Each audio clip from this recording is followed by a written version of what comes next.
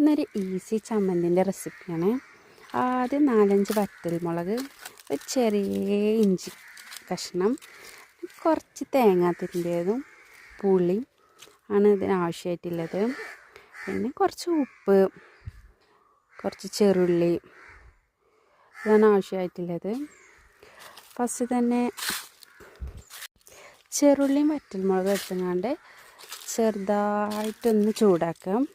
ചുട്ടെടുത്താലും നല്ലതാണ്. അതുപോലെ ചൂടാക്കാണ് ചെയ്യുന്നത്.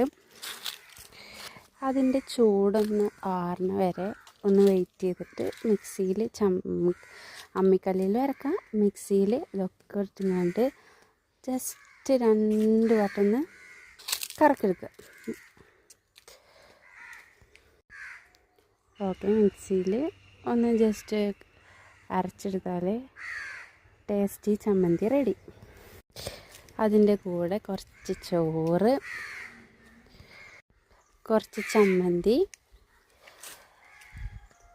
ഇത് മുരിങ്ങാക്കറി ഉണ്ടെങ്കിൽ ടേസ്റ്റ്.